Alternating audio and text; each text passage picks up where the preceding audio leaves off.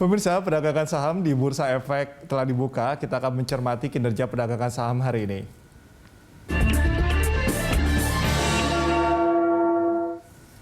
Untuk mengetahui pergerakan saham hari ini, kita telah terhubung dengan analis Sukorinvest Asset Management, Michelle Gabriela. Halo, Mbak Michelle. Pagi. Pagi, oke. Terima kasih Mbak Michelle masih bergabung bersama kami. Mbak Michelle, tadi kita simak IHSG telah dibuka dan menguat ya. Ini apakah memang sentimen dari isu virus Omicron ini sudah mulai diacuhkan begitu oleh pasar atau seperti apa? Ya, kalau kita lihat kalau dari sisi virus COVID ya, Omicron ini sudah ada di beberapa negara. Nah, yang jadi katalis positif bagi investor ini sebenarnya karena dia 4 kali atau 5 kali lebih cepat menular, tapi kematian yang ditimbulkan ini hampir tidak ada. Jadi sebenarnya ini kalau misalnya secara virus ini dia bermutasi secara lebih lemah lah. Mungkin saya bukan ahli kedokteran ya, jadi saya nggak bisa terlalu itu. Intinya adalah karena dia lebih cepat menular tapi tidak menyebabkan kematian, maka sebenarnya ini dampaknya ini tidak terlalu menakutkan seperti yang waktu gelombang pertama. Nah, jadi kalau karena itu memang marketnya merespon positif hari ini, ya.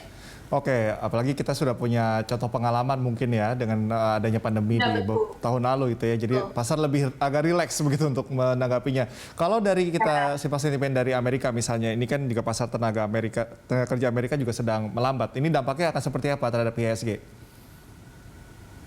Sebenarnya untuk tenaga kerja Amerika kan sudah rilis dan sebenarnya sih sudah di price in ya, karena kan memang di sana memang untuk tenaga kerjanya memang turun karena memang banyak stimulus kan dari government, dari pemerintah. Jadi mereka banyak yang tidak mau untuk sekarang ini cepat-cepat bekerja, jadi mereka lebih menikmati hidup lah istilahnya. Jadi memang untuk tenaga kerja ini memang agak susah ya, karena memang di satu sisi government memberikan stimulus dan di sisi lain juga jadinya tenaga kerjanya memang tidak banyak yang improve ya.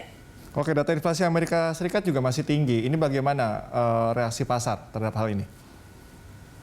Ya, memang The Fed juga mengatakan bahwa mereka akan mempercepat kenaikan suku bunga dan untuk merespon inflasi ini. Dan memang kalau kita lihat inflasi ini memang harus naik ya, karena memang kalau kita lihat harga komoditas seperti minyak, coal, CPO, semua juga saham-saham komoditi lain ini, apalagi yang berhubungan dengan seperti nikel, aluminium dan sebagainya, ini semuanya naik cukup signifikan. Jadi tidak mungkin kalau inflasi ini turun. Jadi apalagi juga ada pembukaan ekonomi, jadi memang inflasi ini memang cukup tinggi ya. Dan sebenarnya ini direspon pasar sebenarnya dengan kemarin rupiah kita sudah di 14.4 karena takut US akan menaikkan suku bunga dalam waktu dekat. Jadi uangnya kembali ke US. Jadi memang rupiah kita sudah mulai melemah kemarin di 14.4 dan ini sebenarnya cukup berat ya kalau misalnya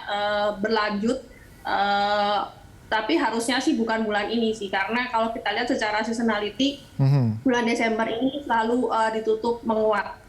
Oke, kalau kita mungkin untuk di luar itu sudah mulai rileks, tapi di dalam negeri menjelang tahun baru justru pemerintah menaikkan level PPKM ini, apakah menimbulkan kekhawatiran sendiri terhadap pelaku pasar?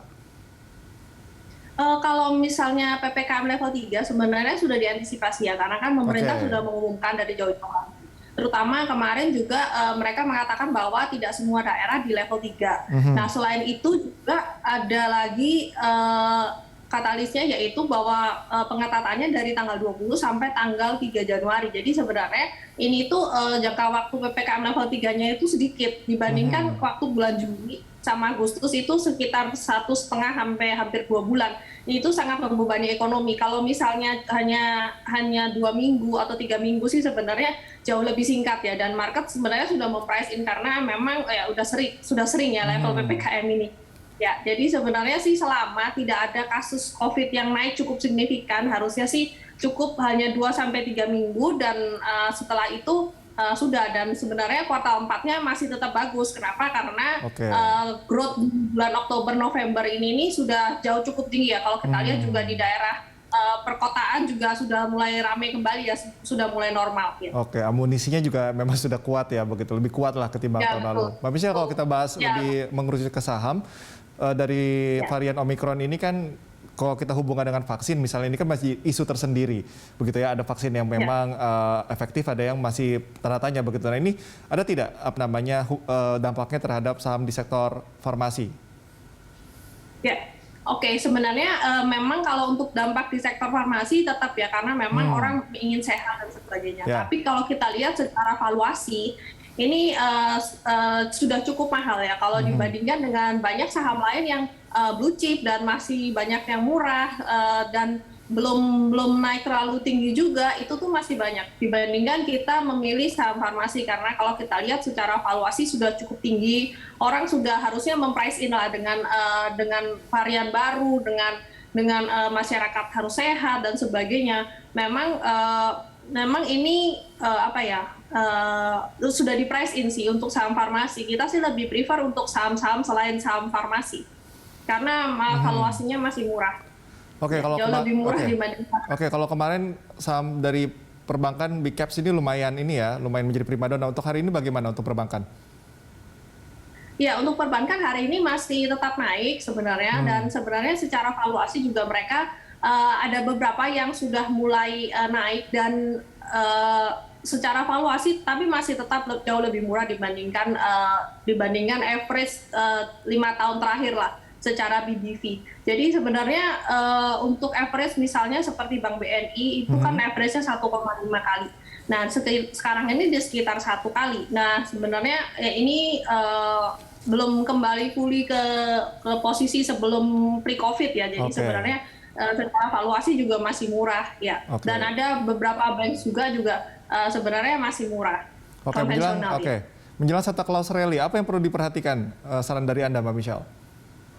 Oke, kalau Santa Claus Rally kebanyakan yang di rally itu blue chip ya. Jadi yang LQ, yang blue chip itu memang biasanya rally. Jadi lebih baik memperhatikan saham-saham blue chip yang masih murah. Dan terutama konstruksi juga, karena biasanya konstruksi pembayarannya di akhir tahun kan. Biasanya memang mereka rally juga di akhir tahun. Oke, untuk terakhir mungkin singkat saja hari ini saham-saham apa yang Anda rekomendasikan untuk layak dikoleksi? Ada Pegas, ada PTBA, ada RO. Oke, baik. Terima kasih Mbak Michelle atas informasi serta analisisnya. Pemirsa, demikian analis Sukor Invest Asset Management Michelle Gabriela.